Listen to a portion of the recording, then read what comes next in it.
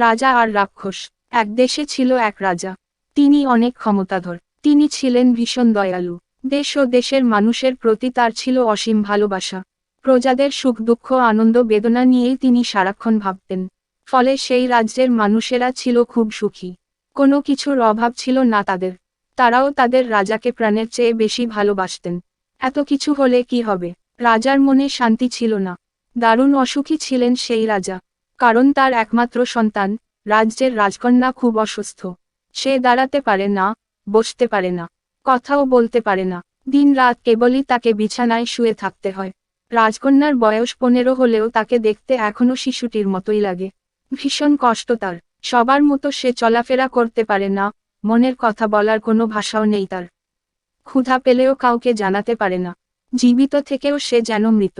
সবার মাঝে থেকেও সে যেন সবার থেকে দূরে। মনের দুঃখে একদিন রাতের অন্ধকারে কাউকে কিছু না বলে রাজা বেরিয়ে পড়লেন রাজপ্রাসাদ থেকে। সবাই যখন গভীর ঘুমে অচেতন, তখন পোশাক পাল্টে চলে গেলেন রাজ্য ছেড়ে। ঘুরতে ঘুরতে বছরখানেক পর রাজা এসে পড়লেন এক জঙ্গলে। সে কি ভয়ঙ্কর জঙ্গল! বাঘ, ভালুক আর নানা বিষাক্ত সাপে পরিপূর্ণ সেই জঙ্গল। এদিকে রাজার ভীষণ ক্ষুধা পেয়ে গেল। খাদ্যের সন্ধানে রাজা ঘুরে বেড়াতে থাকেন এদিকে সেদিকে।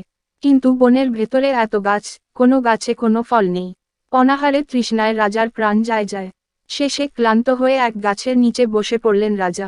ঠিক সেই সময় গাছের পাশ দিয়ে কলসি কাঁখে যাচ্ছিল এক ছোট্ট মেয়ে। কি সুন্দর মিষ্টি দেখতে!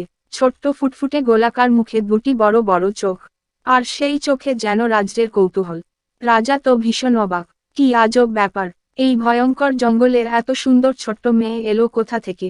রাজা মেয়েটিকে ডাকলেন। মানুষের কণ্ঠ শুনে মেয়েটি তো প্রথমে অবাক। পরে রাজাকে দেখতে পেয়ে এগিয়ে গেল। মেয়েটি এগিয়ে যেতেই রাজা বললেন, মা, দারুণ তৃষ্ণা পেয়েছে। একটু জল খাওয়াবে? মেয়েটি জল দিতেই রাজা যেন প্রাণে বাঁচলেন। তারপর বললেন, কে তুমি মা? এই ভয়ঙ্কর জঙ্গলে একা একা কি করছো? এখানে এলেই বা কোথা থেকে?